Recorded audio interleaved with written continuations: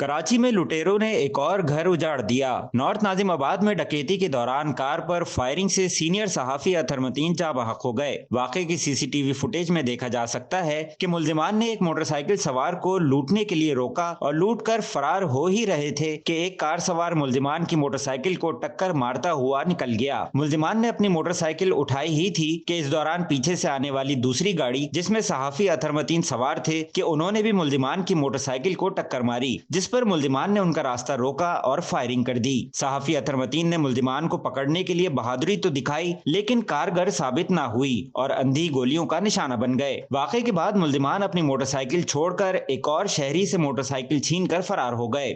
सोयम तक अगर ये लोग जो वहाँ पर जिम्मेदार हैं, पुलिस जो करती है करे, गिरफ्तार नहीं करेंगे तो मैं मुतल्लिका थाने के सामने जाकर धरना दूंगा। मैं वहाँ खुद को आग लगा लूँगा या मैं इनको आग लगा दूंगा। मुझे इसके अलावा कुछ बात नहीं करनी। मेरे कोई दोस्त मेरा साथ देते तो लब्बैक, अच्छी बात है, नहीं देते तो मैं खुद जाऊँगा वहाँ पर और मैं ये ज़रूर जाके पुलिस से हिसाब लूँगा, कानून नाफिज करने वाले इदारों से हिसाब लूँगा। हुकूमत सिंध से मैं इसका जवाब। अतरमतीन निजी टीवी समा से मुंसलिक थे और बतौर प्रोड्यूसर जिम्मेदारियां सरंजाम दे रहे थे। अतरमतीन मारूफ न्यूज कास्टर और एंकर तारिक मतीन के भाई थे। अतरमतीन की नमाज जनाजा कल नमाज जोहर के बाद क्लिफ्टन में अदा की जाएगी। हिलाल नजमी, नाउ न्यूज, कराची।